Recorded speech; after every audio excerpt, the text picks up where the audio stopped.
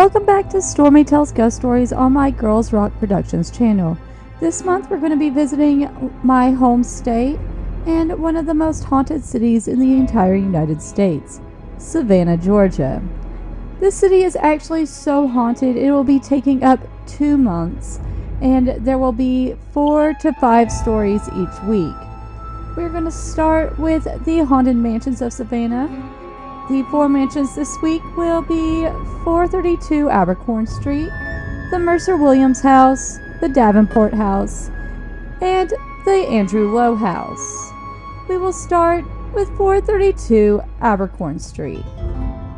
432 Abercorn Street has been the most talked about house in Savannah for generations, with horrifying tales of the passed over Benjamin Wilson becoming more and more grim with each decade that passes. This house is known not by a name like the Winchester Mystery Mansion or the Myrtles Plantation. It is known only by its address.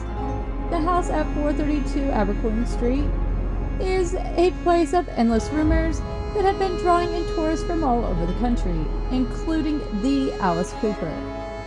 The privately owned home is not open to visitors, so to respect the residents, we are going to pick through the rumors and find the truth. The story of 432 Abercorn Street begins in the year 1868, when its grounds were first broken, or should I say, rebroken. Before plans to build the home came into fruition, the land was home to a slave burial site. Just a side note, don't ever bury on top of a burial ground. It's not just in poor taste, but because you and your home will forever be cursed. But this seems to be a common theme around Savannah. Many buildings and structures were built on the forgotten graves of Native Americans and enslaved African Americans. This has led many people to believe that Savannah itself is a cursed city. This is a curse that has also plagued the city with innumerable bouts of outbreaks of yellow fever and cholera. Countless people in Savannah have perished at the hands of the curse, leaving the departed souls to linger the grounds of the city for eternity.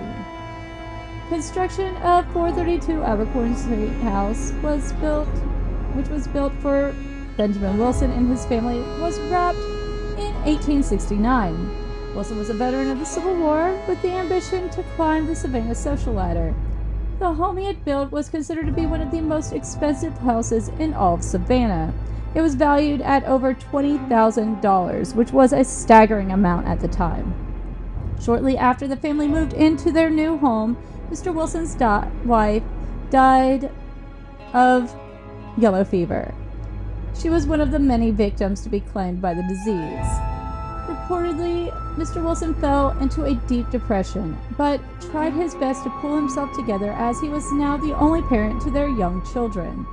It's believed that Mr. Wilson was not one of the warmest of individuals, having been hardened by the war and the loss of his wife. Some say he did do the best he could given the circumstances, while others claim he was too strict and overbearing when it came to his children. This is where the facts start to become a little hazy in the story. No one is really sure when or how the legend of 432 Abercorn started, but the twisted versions and variations of the tales are unsubstantial. The lack of facts and evidence to the contrary have led little in a way of discouraging many people from telling the story as gospel truth go. The first rumor is the story about Wilson and his daughter. The legend has it that Benjamin Wilson was so very strict with his daughters. We are talking well beyond spanking or sending them to their room without supper. His punishments were said to be excessive and borderline cruel. Then, one day, Mr. Wilson crossed the cruelty line.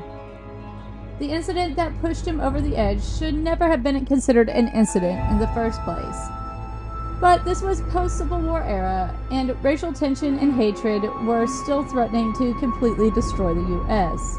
The country had just reunited after being split in half by a gruesome and bloody war. Also, one must remember that the U.S. had only been a country for less than a century. still an infant when compared to its counterparts in Europe. But let's get back to the story. It began innocently. Mr. Wilson's daughter was seen playing with the children from the Massey School, which was the school for the city's poor, mainly orphans and African American students. Mr. Wilson was not pleased by his daughter's choice of friends and heartily disapproved of a proper young girl like his daughter playing with children from a lower class. Upon his daughter's arrival home, Mr. Wilson proceeded to berate her without mercy until he believed that she had received the message. However, this would prove not to be the case, as his daughter had no intention of obeying her father's command. No, she knew he was wrong in his beliefs and was determined to pay him no mind. The very next day, the daughter went back to the Massey School and played with her friends. It did not take long for Mr. Wilson to learn that his daughter had not heeded his warning. She needed to be taught a lesson, he thought, a lesson that she would not soon forget. But this would be a lesson that would forever end her defiance. Little did he know how literal of a lesson this would become. For her continued disobedience, Mr. Wilson grounded his daughter to her room, isolated from everyone, solitary confinement, if you will. But this wasn't a simple case of time out. That wasn't extreme enough in Mr. Wilson's eyes. He took a chair and placed it in front of her bedroom window, which overlooked the area outside of the Massey School where the students routinely gathered to play. He then dragged his daughter to the chair while she was kicking and screaming. He forced her to take a seat, tying her wrists and binding her ankles to the arms and legs of the chair. She was left there to look out the window down on the children from the Massey School as they played without her. And one day was not long enough of this torturous punishment. He left her tied to the chair for days, ignoring her pleas for forgiveness. To make it worse, the conditions she was subjected to were unbearable, as Savannah was experiencing one of the hottest heat waves to ever hit Georgia, and with each passing day, her body was left to roast in her room. Some say that she was left for several days, but as the end of the week approached, she no longer had any fight in her. She was unable to hold on and died from heat exhaustion. Her father didn't even bother to check on her until the next day. When he finally entered the room, he noticed that she was unconscious and called out to her, but she obviously didn't respond. Mr. Wilson rushed to her side, frantically untying her from the chair. Once free, her lifeless body fell into his arms. This was when he realized just how wrong he was. He was never charged, since he was such a prominent member of society, and her death was simply swept under the rug by the police and the newspapers.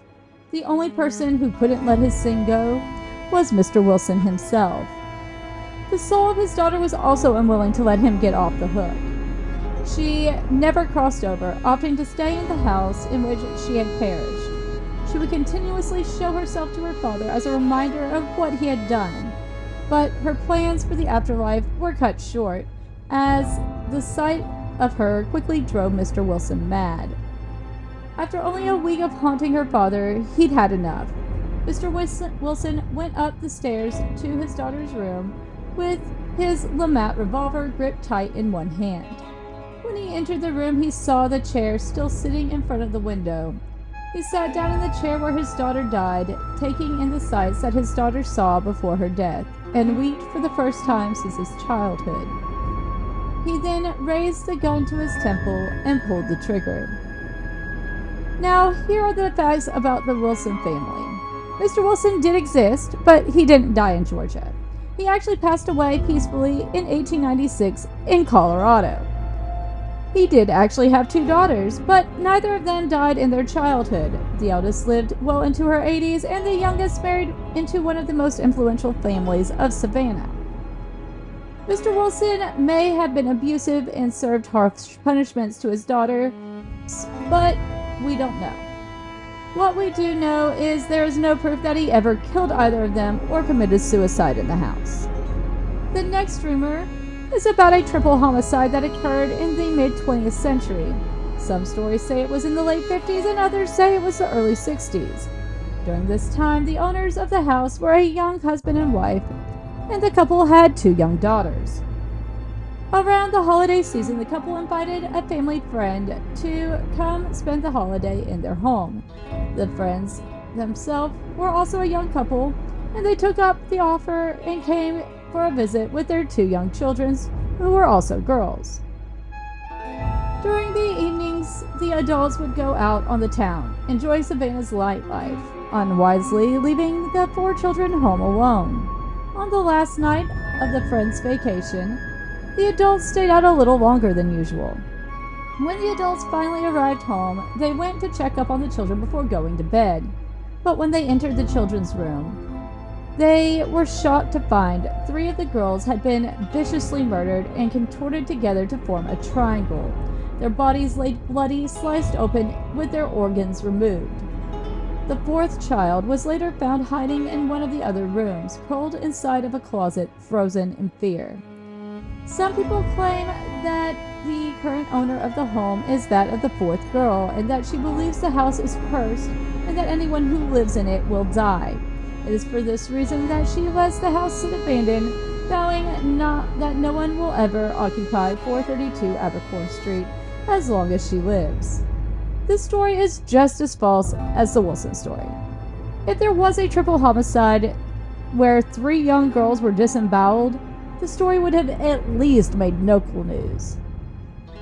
Though the wife of a man who rented out one of the rooms of the house back in the 1960s did actually go on to purchase the house, and her husband do not live on the property. In reality, the house is more than likely haunted by the souls of the enslaved people that it was unceremoniously built on top of. Next, we're going to talk about the Mercer-Williams House. The Mercer-Williams House, now known as the Mercer-Williams House Museum, is best known for being mentioned in the novel Midnight in the Garden of Good and Evil, and it has seen multiple mysterious and tragic deaths. Its story is that of love, betrayal, and mystery. It is currently owned by Jim Williams' sister, Dr. Dorothy Kingery, who runs it as a museum. It is located at 429 Bull Street and stands on the Monterey Square in Savannah, Georgia. The house was designed for General Hugh Weedon Mercer by architect John S. Norris, who was New York born and raised before heading to Savannah, where he enjoyed success in building houses, churches, and lighthouses throughout the area. In 1860, ground was broken on the Mercer property, but construction was halted due to the Civil War. As for Norris, he would quickly move back up to his home state just before the war began. Around the year 1868, the house was completed by its new owner, John Wilder, as the Confederate General Hugh Weedon Mercer was unable to finish his dream home. In fact, none of the Mercers ever actually had the chance to live in the Mercer-Williams House. During a period in the 20th century, the house was home to Savannah's Shriners Eli Temple.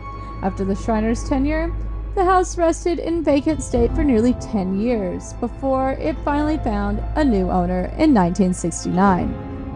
This new owner was the much talked about Jim Williams, who was known around town as an antique stealer and preservationist.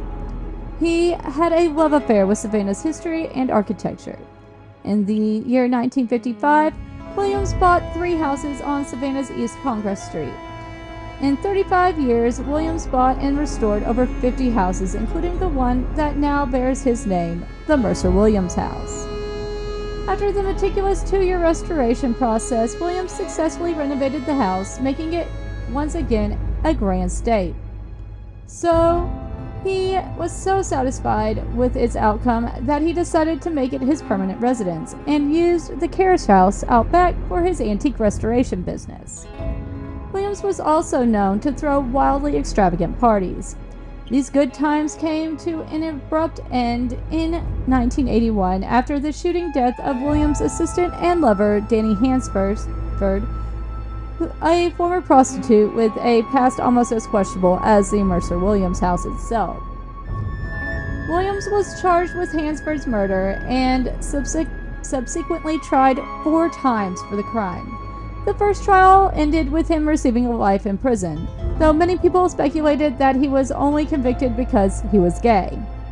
The judgment was overturned upon the discovery of contradicting police reports. It was far from over, though. The third trial ended in a hung jury, and 2 years later, the fourth trial ended with Williams being acquitted. About 6 months later, Williams, who was home stricken with pneumonia, died of a heart attack. He allegedly collapsed in the same spot that Hansford was shot dead. No one else was ever charged for the murder of Danny Lewis Hansford.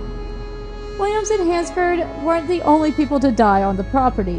In 1969, before Williams actually bought the house, a boy named Tommy Downs, who was only 11 years old at the time, entered the abandoned house, supposedly chasing birds. Somehow the boy fell from the house. Rumors suggested that he fell from the roof, while others say it was from the second-floor balcony. The fall itself would prove fatal for most kids, but Tommy's tragic fall was made all the more gruesome as the boy landed on the wrought iron fence with a spiked top lodging in his head. Many are suspicious of the claim that the boy was chasing birds on the rooftop of the abandoned house, and some even wonder if maybe little Tommy was pushed or possibly thrown to his grisly death. The only problem with that is that Tommy was alone. Could some sort of unknown presence have pushed little Tommy? Like many of the historic houses in Savannah, there have been reports of paranormal activity at the Mercer-Williams House Museum. These reports usually include commonalities like apparitions, disembodied voices, phantom footsteps, and that unnerving feeling that someone is watching you. The Mercer-Williams House Museum, while open to the public, is not highly excited about the home's ghostly reputation, as well as their association with the novel Midnight in the Garden of Good and Evil. The current owner of the house is usually rather tight-lipped when it comes to stories about her notorious brother, and is even more dismissive when it comes to paranormal activity at the house. In fact, she claims to have never had any experience of the supernatural kind. But that doesn't keep others from sharing their own experiences in the home. The Mercer-Williams' most famous ghost is that of Jim Williams himself. Some say that he was a killer, others that he was, at worst, very eccentric. Years after the trials, Judge George Edward Oliver, who presided over 3 of the trials, was quoted as saying, "That son of a gun Jim Williams was absolutely guilty of cold-blooded murder." The judge went on to add, "I do not blame him. That boy he shot was trouble with a capital T." Even if you, like the judge, believe that Jim Williams was a guilty man, you have to admit he didn't really get away with it. He only breathed air as a free man for 6 months before his own death in his beloved house. Some people actually believe that he was killed by the second ghost of the house, his murdered lover, Danny Hansford. It's been alleged that Williams became so distraught by Hansford's lurking spirit that he hired a voodoo practitioner to rid the house of Hansford's soul.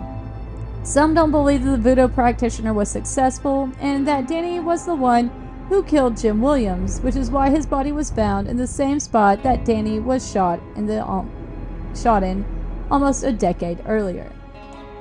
Another ghost that is seen is that of a young boy believed to be Tommy Downs, who fell to his death and continues to roam the grounds. An especially grim version of an encounter of the ghost of the young boy is that this tortured young soul has been reportedly seen reenacting the final moments of his life, caught in a loop of horror, forever falling off the roof of the house and onto the iron spikes of the fence. To even imagine the sight of a small child impaled on a fence is a ghostly nightmare waiting to happen. The sister of Tommy has said that the story of her brother's death is in fact true. She recalled that the medics had to cut the spike off the fence in an attempt to save his life. She still remembers seeing the medics rush him to the hospital despite the knowledge that it was already too late. After all, how could a young child survive that fall, let alone being impaled? Tommy's spirit has been photobombed quite a few tourist pictures over the decades. People also claim to see a young boy's reflection in the windows. The last hauntings that are reported from the Mercer-Williams house are the ghostly parties.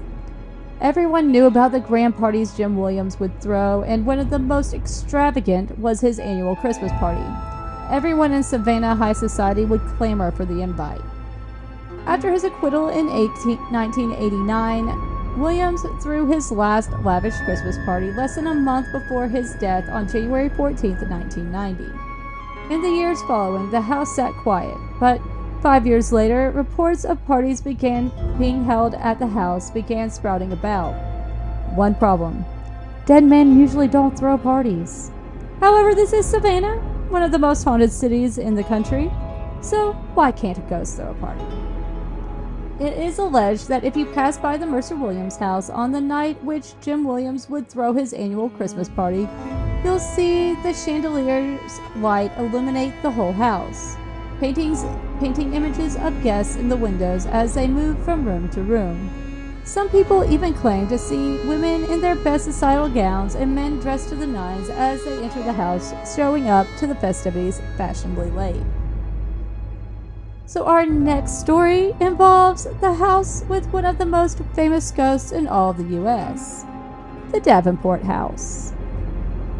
The Davenport House is one of Savannah's most prized architectural gems, which is why it is actually the first house to be rescued by the historic Savannah Foundation.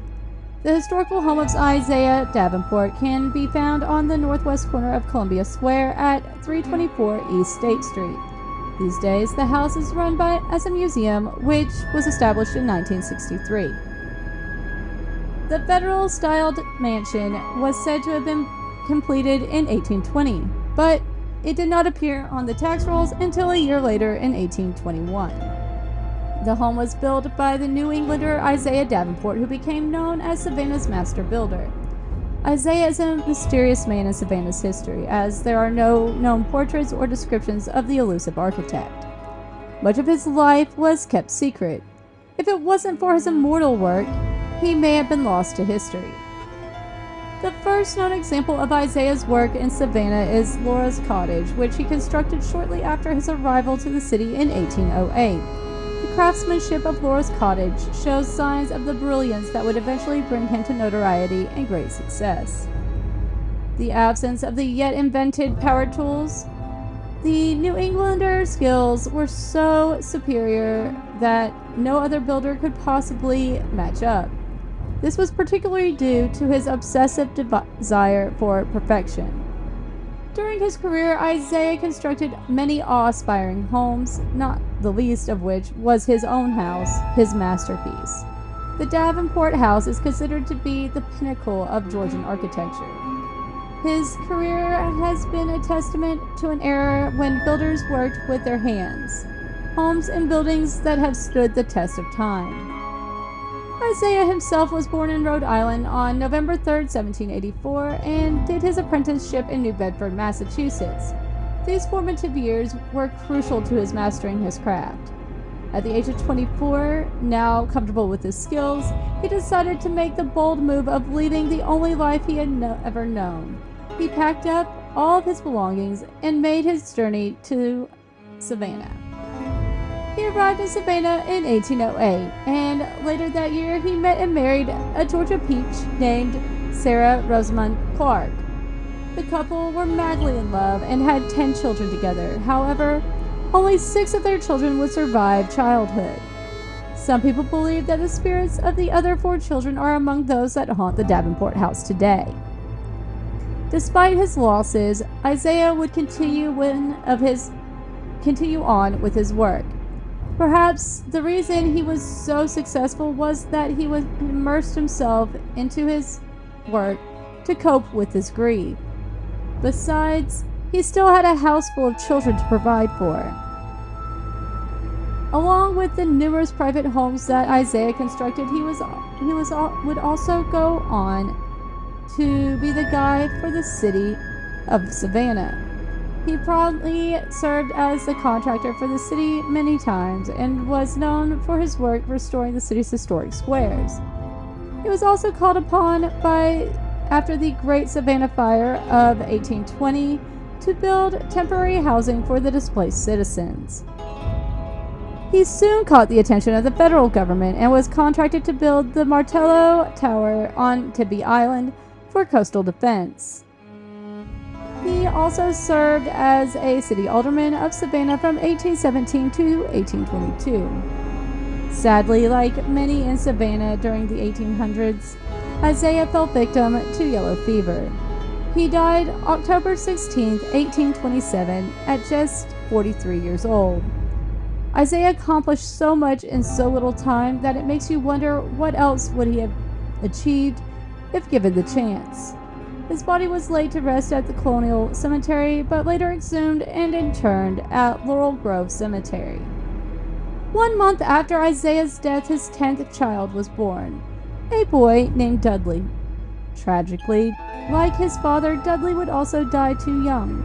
He died at the age of 40 in 1867. After Isaiah's passing, his wife Sarah was in need of additional support, so she converted their Davenport home into a boarding house. After all, she'd had her and her 6 children to provide for. She and her children would remain on the property until the year 1840. In 1840, Sarah had to face the difficult decision of selling her beloved home that her late husband had poured his heart and soul into. She sold the Davenport house to Benjamin Baynard and his family for $9,000. Baynard had moved to Savannah from Hilton Head, South Carolina. The Davenport house would remain in the Baynard family for over a century. In the year 1955, the Davenport house was sold for the second time in its 135-year existence. Over the years, the majestic Davenport house and the idyllic neighborhood surrounding the home began to deteriorate to the setting of a Stephen King novel. It was ordered to be demolished by the city, but a group of Savannahans keen on preservation united together to save the Davenport house. The group is now known as the Historic Savannah Foundation, and they purchased the house in 1955 as their first act of preserving Savannah's history. Later that year, they turned the house into their headquarters and an agency for family services. Seeing the promise of the Davenport, the foundation began to restore the house, and on March 9, 1963, the foundation opened the first floor to the public as a museum, moving their headquarters to another building as the restoration process moved to the upper floor of the house. They have restored it to incorporate period fixtures and furnishings that closely align with the style that was present in the era in which Isaiah Davenport passed away in 1827. With all the history and authentic early 19th century furnishings, it's no surprise that the Davenport house has a few spirits hanging around. One of the most famous stories associated with the Davenport house is not that of a person, but instead a curious spirit of a cat. This ghostly cat has been seen time and time again by those who have visited the Davenport. Most of these ghostly encounters of the feline usually occur during the museum tour hours. These sightings of a wandering Banks-esque cat transcend decades.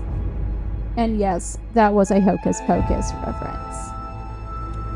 Visitors will often catch a glimpse of the cat as it darts from room to room, as if he is trying to catch a supernatural mouse. Other people have spotted the cat sitting on the windowsill, standing regal and watching people from his station, as though he serves as a guardian of the Davenport house. You may think that this is some stray or house cat, but as folks who work at the museum will tell you, there is no living cat in the house.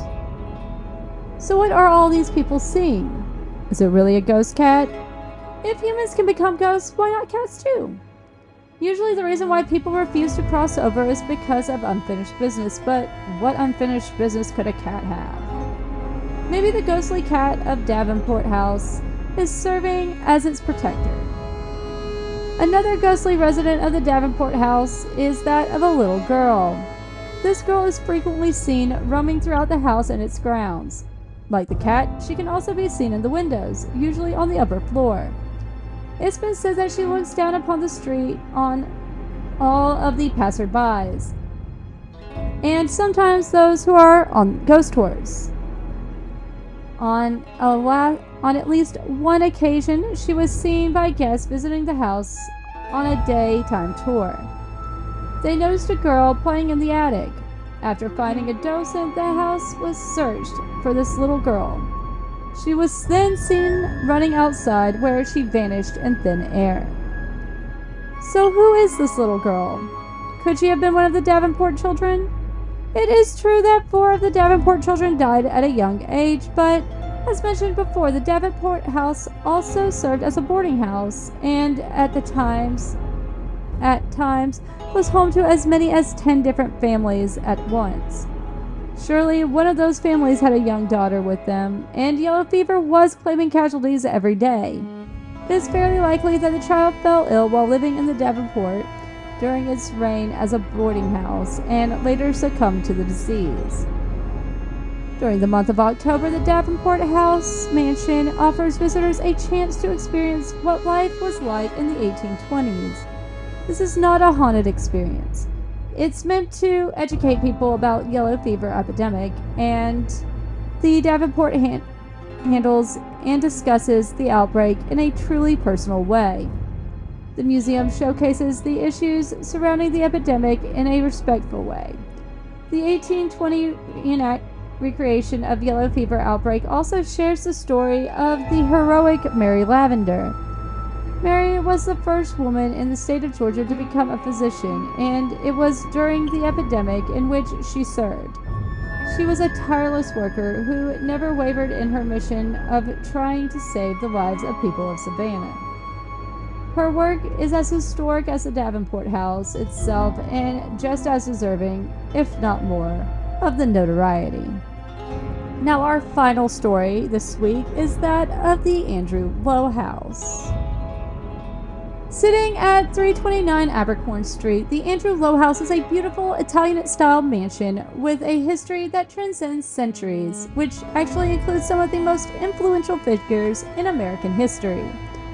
Today, like many other of the historical mansions in Savannah, the house now operates as a museum, and the current owners are not so enamored with the idea that their beloved home might just be haunted. But it's definitely haunted, and I'm going to tell you all about it. The story begins with Andrew Lowe, who at the young age of 16 left his motherland of Scotland and set his sights on the New World, America. He was a rambunctious teen with an ambitious bent, so America was the perfect place for him. As soon as he arrived in Savannah, Georgia, Lowe went straight to work in his uncle's cotton firm. He would later become a partner in the business, but in those first few years, Lowe knew absolutely nothing. He realized that if he wanted to be successful in the industry, he would need to learn everything that he could, so he did. By 1843, Lowe was a young man, and the world was his oyster. He was a wealthy man with clout, and the only thing left to do was get married and build a home of his own. So, he would marry Sarah Cecil Hunter and begin the dream of building a brand new, ornate mansion in Savannah's most prestigious residential district. He even hired on New York architect John Norris, remember him from earlier, to design and build his home in 1848. Norris had previously designed Savannah's custom house and was at the top of his prime when Lowe commissioned him. Lowe was also at the top of his prime. He was married and had 3 children, including a young son. But tragedy would soon strike the Lowe family. Before the grand mansion was completed, Sarah and their young son would die of illness. Lowe was devastated, especially as their deaths left him a single father of 2 girls. Heartbroken, Lowe moved his family into their new home, a home that was truly beautiful. It was equipped with intricate cast iron railings and side balconies that harkened back to the era of Romeo and Juliet. The interior was just as elaborate as the exterior, and the entire home was a perfect reflection of Andrew Lowe's rise to wealth. 5 years after his first wife's death, Lowe married again, this time to Mary Cowper Stiles, who was the daughter of William Henry Stiles, U.S. Minister to Austria. They would go on to have several children and a very famous daughter-in-law. Several influential and famous people of the time would frequent the Andrew Lowe House. One of the first was William Makepeace Thackeray, who was a critically acclaimed English writer. From 1853 to 1856, Thackeray would frequent the Andrew Lowe House while giving his tours. Now, Thackeray was not at all a good student back in England. For the most part, he was all too ready to visit wine parties instead of classes, and after 2 years he would drop out without a degree in hand. For the next few years, Thackeray spent most of his time on the main continent, more specifically with wenches and in public taverns getting utterly drunk. It's at this time that scholars believe Thackeray actually developed a stricture of the urethra, which is a common symptom of gonorrhea.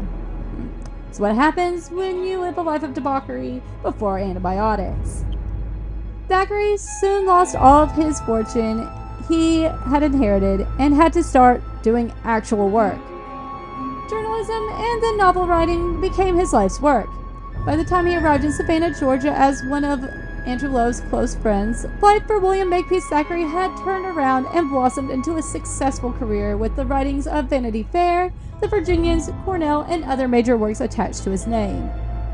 The next person that visited the Andrew Lowe House was Robert E. Lee in 1870. He arrived at the train depot with his daughter Agnes in tow. They stepped off the train only to find a massive crowd waiting to welcome them.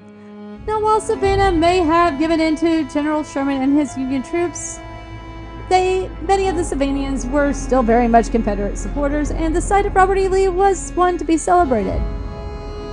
Once the crowd let Lee and his daughter move, they had joined to the home of General Lawton for dinner before going to the Andrew Lowe House for some much-needed sleep. Now, Andrew Lowe would live on to live a long and fulfilling life. In addition to being one of the most successful cotton factors in Savannah, Lowe served as a brigadier general in the U.S. Army during the Spanish-American War and was also a Confederate captain in the Civil War. He even actually spent time locked up in Fort Warren in Boston, Massachusetts, after it was believed he was conspiring with the Confederacy during the Civil War. But in 1860, a new legacy would be born. This legacy would be a baby girl named Juliet McGill Gordon, who would go on to marry the son of Andrew Lowe and Mary Cowper Stiles Lowe. Juliet was more commonly known as Daisy and would become famous and wildly successful in her own right as the founder and president of the Girl Scouts. Though her marriage to the Lowe heir remained childless, Daisy and her husband William traveled the world. They lived in England and purchased the Wellesbourne House in Warwickshire. They would even play with the Marlborough set in England, also known as the Prince of Wales, so they lived a very exciting life. Until William began asking over and over again for a divorce. For years, Daisy would ignore his requests. Then one day she returned home in 1901 to find her husband's mistress living inside her home. Fuming and heartbroken, Daisy finally agreed to the divorce. Perhaps it's a twist of ironic fate that before the divorce proceedings were legally finalized, William McKay Lowe died of a stroke. Daisy, as it happened, got the Lowe family home. Some years later in England, she met Robert Baden-Powell, a military hero and founder of the Boy Scouts. It didn't take long for Baden-Powell to convince Daisy to kick off the Girl Guides, the Boy Scouts' sister troop companion. What she then started in the UK quickly found its American roots in Savannah, Georgia. On March 12, 1912, she recruited 17 girls to sign up for the American Girl Guides, and the first meeting was in the parlor of the Andrew Lowe House. By 1913, the Girl Guides name was put aside in favor of the new name, the Girl Scouts. Unfortunately, but a few years later, Daisy was diagnosed with cancer in 1923. She kept it a secret, not wanting to let others know of the disease. Just 4 years later, in 1927, Juliet Daisy Gordon Lowe passed away. She was appropriately buried in her Girl Scouts uniform in Savannah's Laurel Grove Cemetery. Let's talk about some of the ghosts in this very haunted house. According to former employees of the Andrew Lowe House, one of the most commonly spotted spirits happens to be a ghost named Tom. He's a friendly enough spirit, content in continuing to play butler in the afterlife. Objects in the house have been moved as though Tom wishes to replace them to their original position when he was alive. While performing his ghostly duties, his footsteps can be heard plodding about on all levels of the house. And for those lucky witnesses, they have even spotted this ghostly butler standing at the top of the stairwell. He is always dressed in period clothing and has a general appearance of an older, stately man. The next ghost that is reportedly seen at the Andrew Lowe House is that of Robert E. Lee. Those who have seen Robert E. Lee look like have claimed him to be an older gentleman dressed in a fine suit and tie. There have been no reports of the spirits interacting with the living in any way, leading many to believe that this is just a case of residual energy. The most frequently reported paranormal activity is an eerie rocking chair that moves on its own. The chair itself is a family heirloom and belonged to the Lowe family. But who might be the one responsible for the endless rocking? Many people believe Andrew Lowe himself is the one that sits in the chair, relaxing and enjoying the fact that so many people love to visit his dream home. Maybe even Lowe and Lee are just spending their afterlife kicking back, sharing some scotch, and playing some poker. Many guests visiting the Andrew Lowe House have caught the scent of perfume on the grand staircase. Perhaps a leftover aroma from Andrew Lowe's second wife, Mary, who lived happily in the home until her death. Or another culprit could be the spirit of Daisy, whose ghost is said to still haunt the house. Many people claim to spot an elderly lady reclining on a bed in one of the rooms. Many people believe that this is Daisy, who died in the Andrew Lowe House on July 27, 1927. Even if you don't believe in ghosts, the Andrew Lowe House is a must-see for its beautiful architecture. So that ends this week's video of Haunted Savannah on Stormy Tells Ghost Stories. I hope you enjoyed learning about these first four mansions: 432 Abercorn Street, the Mercer-Williams House, the Davenport House, and the Andrew Lowe House. If you did, remember to like and subscribe. Feel free to check out some of my other playlists while on my Girls Rock Productions channel. I do live covers and lessons of songs on my Stormy Teaches Musics playlist on Mondays and Wednesdays at 1 p.m. Eastern Time. And there is more of my art on Stormy Does Art. If you are ever in Wilmington, North Carolina, I do walking tours and the haunted pub crawls with U.S. Ghost Adventures. Book a tour and you will learn about the darker side of this charming city on the beach. While you are visiting, if you decide you would like to move here or buy a vacation home on the beach, check out my Moving to Coastal Carolina channel and contact me, as I am a licensed realtor here in North Carolina. Alright, that's it for now. Tune in next Tuesday at 6 p.m. for the next week's installment of Haunted Savannah. Until then, stay safe and have a great rest of your week.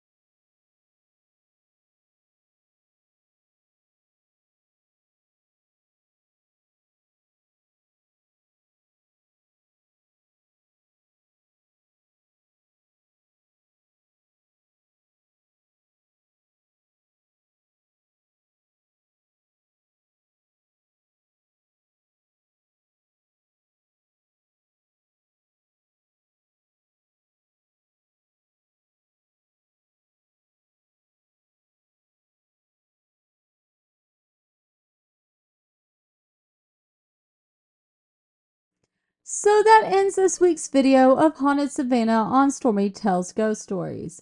I hope you enjoyed learning about these first 4 mansions: 432 Abercorn Street, the Mercer-Williams House, the Davenport House, and the Andrew Lowe House. If you did, remember to like and subscribe. Feel free to check out some of my other playlists while on my Girls Rock Productions channel. I do live covers and lessons of songs on my Stormy Teaches Music playlist on Mondays and Wednesdays at 1 p.m. Eastern Time. And there's more of my art on Stormy Does Art. If you are ever in Wilmington, North Carolina, I do walking tours and haunted pub crawls with U.S. Ghost Adventures.